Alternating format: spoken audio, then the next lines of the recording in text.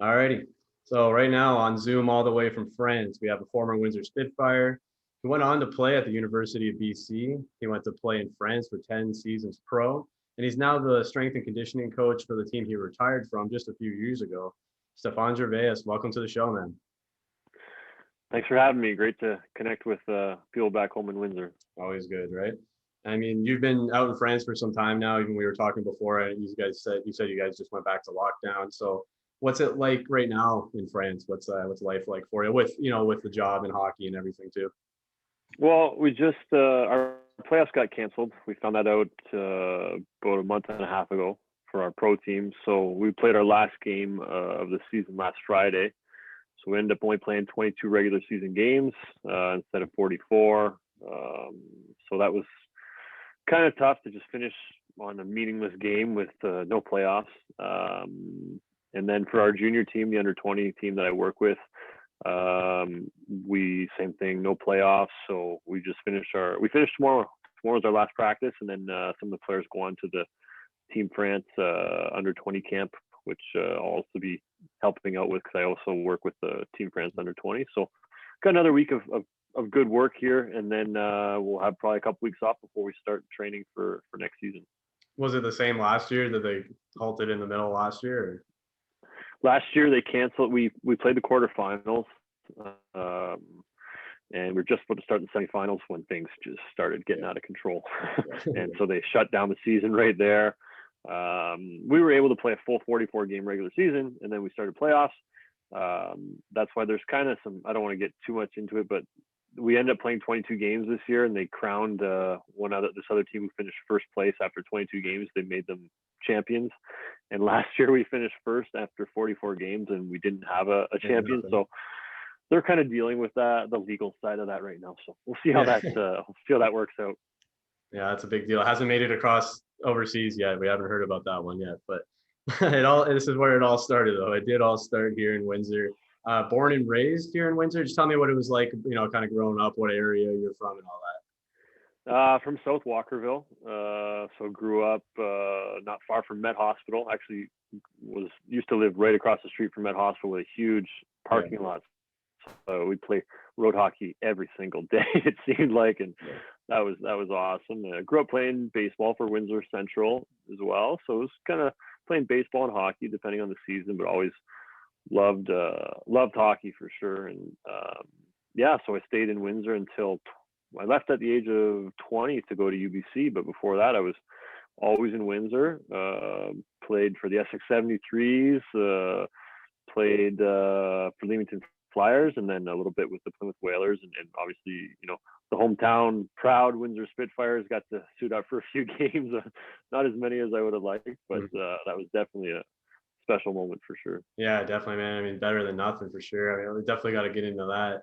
And like you even mentioned, I was going to say, like hockey, I'm sure it had to have been a big part of your life growing up, playing all the way to the junior B level, or the Chiefs the Bulldogs at the time, playing with Kyle Wellwood and Mike Scrory, some people that, Mike James, even guys around here that people will know. So I'm sure that was a big learning experience for two, being young and kind of around even a guy like Wellwood, right? Yeah, Kyle, he's a year younger than me. So I grew up, he played in Essex, growing up when he was really young. He was always playing a year up.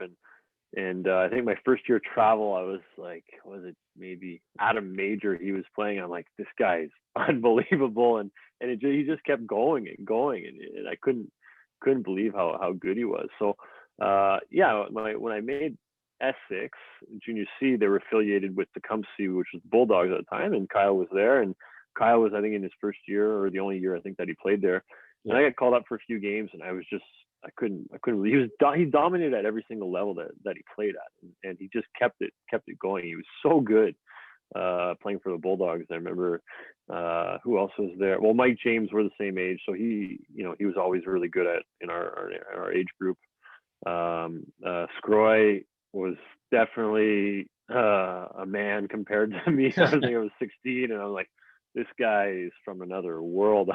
Yeah. I was only there for a few games that season, so I didn't get to know him too much. But that was the kind of introduction to junior hockey, and getting called up to play with those guys was pretty cool. Yeah, I bet. I mean, I know it was only a few games, but I hate to like skip over those things. Like even a couple games for a person at that time is so vital, so memorable. So I always like to. And then again, you look at the team, and it's like, okay, well, we gotta touch upon that just because of the guys that were on it. But like you mentioned, I mean, it kind of seems like you came into your own with the Leamington Flyers. You had mentioned you played with them, and I'm sure that really helped lead you into the Whalers as well, getting a few opportunities, getting called up to the OHL. But mostly, your playing days at the junior level were with Leamington. Yeah, I made S6. Actually, like even going before that, I was never like a full-time AAA player. I got cut, like I was a late bloomer for sure, but I got cut almost every year I got cut from AAA. And that last year, before, I guess it was at the time it was Bantam Major. I think it's called Midget Minor now. I was up for maybe 5 or 6 games and ended up doing okay, but I was never a AAA player, and went through a whole summer. I think at the Windsor Ice Park they had pickup hockey from 12 till 2, Monday to Friday, and I did that for like 2 years straight, almost every single day. Like I'd walk, I wasn't too far. I'd walk with my hockey bag and skate and just absolutely loved it. And I'd say that really helped me develop my skills. And I quit playing baseball, I think at 14 anyways, which wasn't, I wasn't going to go anywhere with that either, but just loved hockey and loved playing. So I was getting hours and hours and hours on the ice. And I think that helped with my development. Made Essex kind of a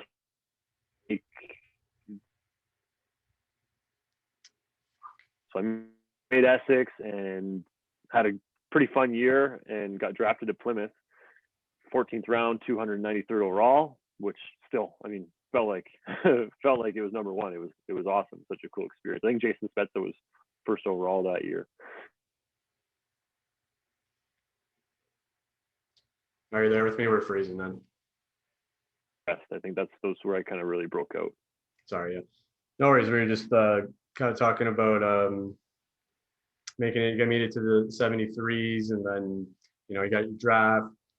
Sorry, we kind of trailed off there. But when you finally made it, at least getting a call up there to the Whalers, coached by Pete DeBoer, Steve Spott, and playing with some great players as well. Again, just a short opportunity, but again, I don't like to jump over them. So I'm sure that was kind of cool to look back on it now. Maybe at the time you didn't realize. Yeah, that was amazing. That for me, that was huge. Even just the day that draft in Brampton, Ontario, waiting the whole entire day, and then getting my name called. I still remember like clear as day. The Plymouth Whalers select from Essex Junior C, right winger Stephane Gervais. I'm like, I just kind of floated down the stairs. I was like, this is amazing. It's still one of the greatest accomplishments. And 293rd overall in the 14th round. It didn't matter. It was so awesome, and I still have the jersey today. Yeah. So that was so cool. It took me a year to get into a game though. I didn't have the best year coming out of there. I think my expectations were too high, and I played in Essex again in the second year. And then I got to play some exhibition games, which was really cool. And then as soon as it was World Juniors, they lost a ton of guys to World Juniors. Who was there? There was Stephen Weiss, and then a lot of Americans. I think Damian Surma, Chris Bernarski. Anyways, I got a chance to go. I played on a line with Carl Stewart and Gregory Campbell, 2 guys who played in the NHL later. And I got a goal in my 3rd game. I was like, and I played 5 games and then 1 at the end of the season. But those are just such great memories. Like I wouldn't trade that for anything. And people always ask, oh, don't you wish you did the scholarship route? And like, man, like who knows? Like I took advantage of an opportunity, a small opportunity, and ran with it as far as I could. And if it was 6 games with the Whalers, that's all it was. But those are amazing 6 games. And Pete DeBoer coaching, and later Tom Webster with the Windsor Spitfires. Like I wouldn't trade those for anything in the world. Yeah, man. Yeah, it's the little things that really count in life and in hockey too, right? And it's just like the way things play out is the way that things play out. You don't like to look back and be like, oh, should I have done this? Could I have done that? It's whatever. You got to do what you got to do, man. And like you mentioned it yourself, like I'm not too far from the barn right now. You got to play another 6 games, in the OHL, at least regular season, this time with the hometown team. You know, it had to have been a huge accomplishment, especially back then, playing at the barn, the atmosphere, even and the team that they had. Like, how did it all come to be for you? Even? That was so cool too. So what happened was Pete DeBoer went to Kitchener in the off season. They gave my rights basically because it wasn't it wasn't worth anything. They just said, yeah, you can go to Windsor if you want. And that was Mike Kelly and Tom Webster. I'd see Tom Webster at the gym like every morning, and he'd see me working out, and I was like, wow, this is perfect. I'll just make sure I come at the same time as the coach and do whatever I can to try to compensate for, you know, not being as good as the other guys. So I mean, it was really like a family sort of atmosphere. It seemed like the staff was really close. Like it just seemed like a friendly environment that you wanted to be a part of. They made you feel welcome. They made you feel important. And so with Windsor, I played 6 games, and I got to play, I think, another 6 or 7 in the playoffs. So I think we went to the conference finals. So once my season in Leamington was done, they took me full time. But the only thing I had to show was a fight. I got into a fight at the barn, and I remember hearing those horns. I'm like, I made it. This is it. Like, I'm not a fighter, but I fought who did I fight? Chris Campoli, a guy who played in the NHL. He's, you know, a little rugged D-man. I wouldn't say he's a big fighter, but I don't know what happened. I just somehow my gloves came off, and I started just trying to get the crowd going, just trying to make it look like I was doing something, but I don't think I connected with a single punch. Like, hey, we appreciate you stepping up and fighting, but you gotta hit them, you know. Like, but hey, any little thing that counts, right? And like you said, like at that moment, it's like I can end my career happy. I just had a fight in the barn, like. And Tom Webster, I mean, you know, we know he passed away and stuff, and all these memories kind of came up recently because, you know, thinking about the impact he had on my career, the small part that I've had with the Spitfires, but the huge impact he had on my career. To make it, you know, to put that in perspective, that game, I think I, you know, maybe played 3 shifts a period or something like that, not too much. But the next day he made a copy on VHS tape of my fight, and he's like, that really got the boys going. Turn the game around. Here you go. I was like, wow, really? You know, he always made you feel important, always made you feel like what you were doing was contributing to the success of the team. At least, you know, from my experience with him, that's what I felt. And I was like, wow, like he made me feel great, and like I was actually contributing. And I think great coaches find a way to have everyone pulling on the rope, you know? Yeah. And I mean, I'm sure you can attest to that too. I mean, given your kind of role now with the team and just probably, you know, your career. I hate to skip past any more Spitfire stuff, but obviously from there you move on to UBC.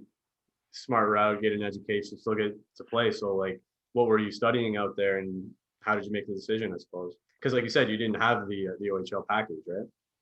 Right. I didn't have the OHL package. I wrote a letter to the OHA for some sort of scholarship thing. I think I got like $500 or something.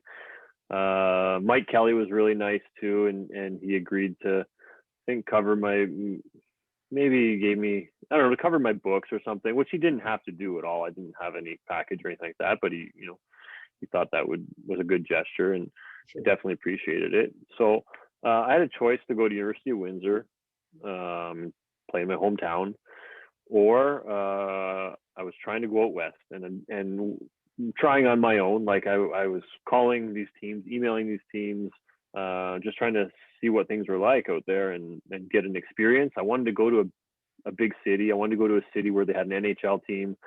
I just love hockey, so I wanted to go somewhere where I could go to morning skates and just be in that atmosphere. And it ended up being UBC. It ended up being UBC for a few reasons. It's a good school, really good school, not easy to get into, which helped me because the Western Hockey League guys didn't all have very good grades, so they mostly didn't go to UBC. So they had some guys that didn't play like full-time major junior, and I was able to slide right in there. Perfect. So the stars kind of aligned. You got to go down there, obviously continue doing what you're doing as well. and start to make a career? Did you go for like human kinetics kind of thing? Yeah, sorry. So I went, I went for human kinetics. I was going to major. I majored in physical education and a minor in English literature, and that's kind of my dad. My dad, Marty Gervais, who's pretty That's your dad? known. That's yeah. Okay. That's Fuck. my Yeah, dad. he's So a little, he's a little bit profound in like literature or something like that, right? yeah, Yeah. yeah. He's all about that. Author, poet, teaches at the university, Yeah. publishing course or creative writing, stuff like that. So the English literature with Shakespeare and stuff like that. That was that. My dad helped me with Yeah. with all that A stuff. little bit. But it was going to give me a class I could teach though if I was going to be a gym teacher or something like that. So I was Yeah. leaning towards physical education, mainly because some of our older players had told me, yeah, do that. It's awesome. There's a volleyball class, a basketball class, swimming, mountain biking. I'm like, wow, it's going to help me, graduate, I guess. Yeah. And so I went that route, but was able to take some electives, which were, like strength and conditioning and sports nutrition, stuff like that. And that's where I really kind of fell in love with that side of it and the sports science stuff. And I think that's, kind of the reason why I've gone on the path that I have now. Well, that's really cool, man. I mean, I meant to ask actually if there's any relation there. I was like, I'll come up in conversation anyway, but kind of blending two worlds together too, right? I mean, I'm sure growing up, your dad had that influence on you to read and write kind of thing, it's kind of alluded to it, but just love hockey. And now you can kind of blend the two together. That's kind of cool. That's something that I always like to try to do, take your passion and make it your everyday lifestyle. I think that's the key to life there Yeah. is, yeah, Happiness. try and make your passion, what you're doing. And again, looking back at the jobs I had in Windsor, I worked at I worked at National Sports Center at Devonshire Mall because I wanted to be in sports and stuff. And then Yeah. I ended up getting a job at the ice park so I could get go on the ice like late at night for free and, and stuff Yeah. like that. And it was always trying to find a job where you're spending a lot of time that's actually your passion at the same time. So you don't even really realize what's happening. So then being a professional hockey player for 10 years in France was obviously the dream job, the ultimate, so that was even at the level of what, France is a good level, but it's not, it's not the NHL, it's not the American League, but still, for me, just being present where I am and trying to maximize the opportunity. Yeah, I mean, you did it. You did what people set out to do, and that's make a living off the game, off the sport, off of something you love, and that you can't take that away from anybody, man. It doesn't matter what level. I talk to people and they're like, well, you didn't make it to the NHL. It's like, well, so what? Like, shit, man. Look at me. Look at what I'm doing right now. I'd rather be playing hockey anywhere and getting paid for it, right? And you really got to that. That was the beginning of in a sense traveling. So in junior, you travel around the province playing on teams, and you start to travel out to BC. I'm sure it was awesome to live in beautiful BC, and then off to France too, right? So you got to kind of see the world through the game. There's another privilege to the sport. That's hockey. Hockey's given people. I don't want to just say me. Gives people so much. Like you meet so many people, the contacts you make, the experiences you get. Like playing at UBC, we flew to every game, every road game. So we're flying to Calgary, we're flying to Edmonton, all the way to Winnipeg. Like so, seeing all of Western Canada from playing hockey was such a cool experience, and I would never have had that had I stayed in Windsor and just played against in London, Ontario, and seeing a little bit of Ontario. But that was such a cool thing to discover Western Canada, which a lot of people from Ontario never get a chance to do. Exactly. That's something I always like to talk about with everyone, no matter where you specifically go. If you can, it's a perk to the job in a way, right? You get to travel around, see Canada first off. Like I'm going to BC and Alberta this summer for the first time, never been to another province. And it's like to be able to do it on a regular basis, I just think it's so cool, But obviously you make the decision or somehow end up going over to France. How did that all kind of come to be for you? I'm sure, when it's done, there's opportunities. You kind of line up which might be best, and maybe there are some connections there. I don't know. It came. I have to say, it comes full circle because, like, I mean, it's so weird how things have connected along the way, and it's almost like you trace things back. Like, wait, how did I get here? So I would say, I'll give you the short version, but my younger brother, Gabe, was drafted by Kitchener, so he went to camp, and I was supporting him as a great brother would. I was Yeah. at camp in Kitchener and watching, and he goes in for his meeting or whatever. It was a mini camp, the first mini camp, I think. I just graduated, or I was graduating from UBC. And so Pete DeBoer is a coach in Kitchener, who I had in Plymouth, in my stint there. And so he invites me, myself, and my dad in for the meeting because he was just drafted. It was the mini camp. It wasn't anything too serious. And then at the end, talking to Gabe, he says to me, he's like, "Okay, Steph, what are you doing?" I'm like, "Oh, I'm thinking maybe play, maybe in Flint or Muskegon or something like that." And he's like, "Oh, what?" It's like, "Go somewhere nice." He's like, "Okay, listen, Steph, if it comes to that this summer," he's like, "give me a call. I know some people." And I was like, "Okay, cool." Like, I was still thinking I was going to go back towards, closer to Windsor and stuff. And so I finished the season at UBC, or finished the year, I forget. And I called Pete DeBoer in the summer and leave a message and like, "Hey, offer still stands. If you know of any opportunities, I'm looking for a place to go." And so he leaves a message like a couple days later. He's like, "Hi, Steph, Pete DeBoer, call Sean Allard. He's looking for players to go to France. Have a good day." And I remember he left he called me. I was in BC, so 3-hour time difference. He called me. He's a early riser, Pete, and he called me probably at like 8 o'clock his time. So we're looking a little early in BC. And so I called this guy Sean Allard and hit it off right away, and I end up going to France, just like that. Pete DeBoer gave me a good reference. I hadn't played many games for him, but I hadn't played for him in 6 years. Yeah. So I ended up going to France off of a recommendation from Pete DeBoer, and and it was just from one little conversation, like right place at the right time. They draft my brother. If they don't draft my brother, I probably don't cross paths with Pete DeBoer again, and I don't call him, and he doesn't have this guy who's looking for players, and it ended up working out like that. So that's how I ended up over in France, and went over for pretty much no money, an apartment, a car, and like not even, I don't even remember, it was like 500 euros, not even $1,000 a month. And I was like, well, I'm coming out of university where I'm paying, so this is a bonus. This is great. Yeah. Well, that's probably awesome. Your first paycheck. I mean, that shows a lot, man. It shows, obviously, networking is everything. Something that we don't even really have to touch upon too much, especially in the game of hockey. But the memory of DeBoer, like, holy crap, to remember you, and he could have been like, "Yeah, I remember you," and that's it. But he was like, "Yeah, I remember you. Like, what are you doing? Do you?" And at that time, so you were talking about going to Michigan, basically. So they had like the IHL and all those leagues, right? So they had like the Fury and the Port Huron Flag. That's kind of what you were looking at, right? Basically. Yeah, I think I don't remember if it was the United League. Yeah, there was all those different ones. Yeah. UHL. I was looking at going there.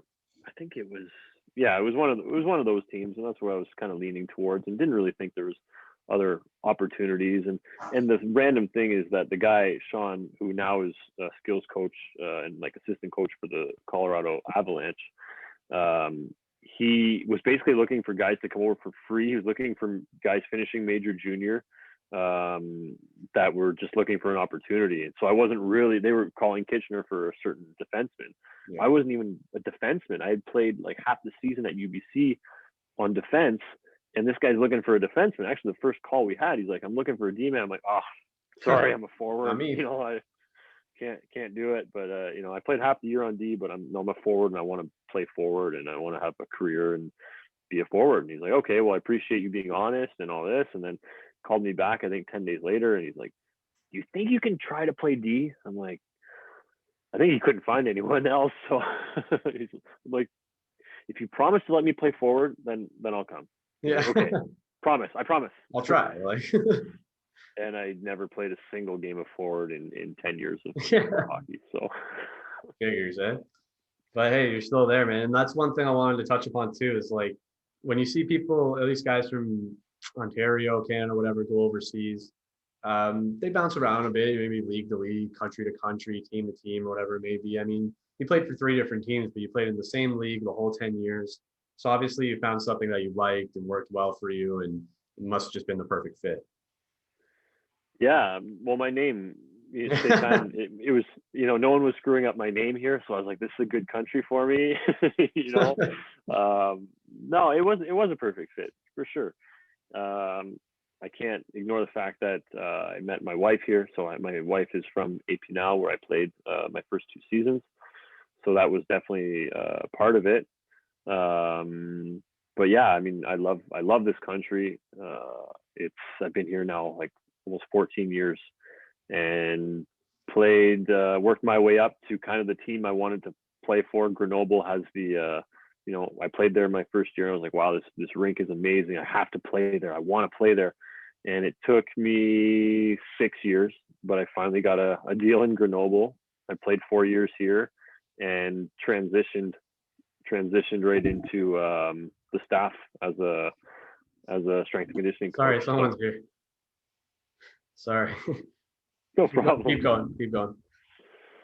No, I was just saying, yeah, so I got to Grenoble, and after my first year in Grenoble, they offered me the role of the strength and conditioning coach while still playing. So actually my last 3 seasons here, I was dual like strength coach and defenseman. Yeah.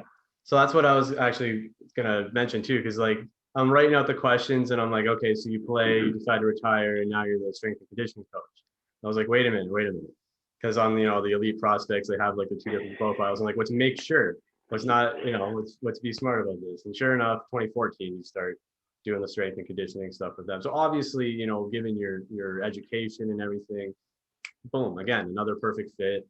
And you don't have to look for a job. You don't have to, put a bunch of resumes out there and stuff. At least at that point, like you decided, can't play forever. So I can move into this, still stay here with, assuming your family at the time, or even your girlfriend, wife, whatever. And again, it's the perfect fit, live a new life and after playing in a way, you know what I mean?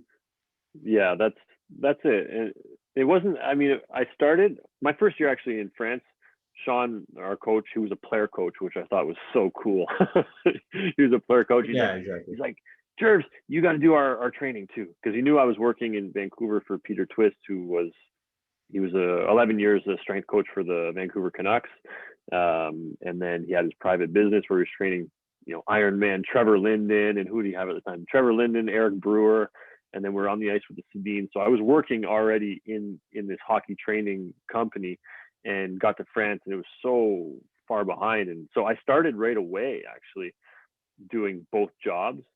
And I think for the 10 years, I think 7 of them, I was also strength and conditioning coach for the team. Just officially on elite prospects in Grenoble was when it really kind of was announced, like he's going to take on this new role. It was more of an internal thing that wasn't too concrete. I guess it wasn't well known. Yeah, of course, everything on there isn't 100% accurate, but I just I'm like, did he do the Reg Dunlop, or did he do a transition kind of thing, right? So glad I looked that one up to be sure. But I don't know, man, it's cool to see people from Windsor obviously doing their thing overseas, making a living. I mean, I know you guys are in lockdown too, but it's not the greatest here in Ontario right now. So you get to live a good life out there, and it's just cool to see. Like, do you ever get to come home? I guess you go out to BC in the summers before and stuff like that. Or was that a thing?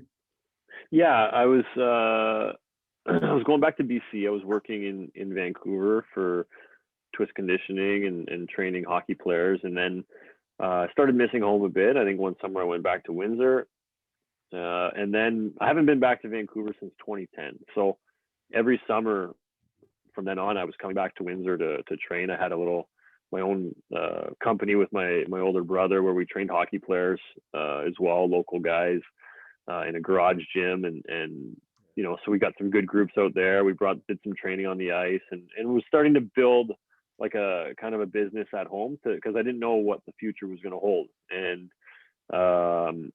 yeah, little by little, I was coming back a little bit less to Windsor, and then got married in France, and then came back even less. So now you're never And coming. now, yeah, I went home. Well, last summer we didn't go. We were planning on coming this summer, but now it's going to be a challenge. I don't think it's going to happen. But we're home 2 years ago when my older brother Andre, who's a Windsor fireman, he recently got a cottage in Muskoka. So we actually didn't even come to Windsor. We went to Muskoka for the 2 weeks and got to spend it with our whole family. And that was awesome. That was a dream. But I haven't been back to Windsor officially since it's been like 4 years. Oh wow. I mean, it's always good to come home no matter what, even if you're going somewhere around here. But again, maybe hopefully next year you'll be able to come back and see what has changed in 4 or 5, maybe 6 short years. Who knows by that time. But again, man, it's really cool to hear from you, to tell your story here on the show. I really appreciate you taking the time all the way from France. Well, thanks for having me. Hopefully people listen to my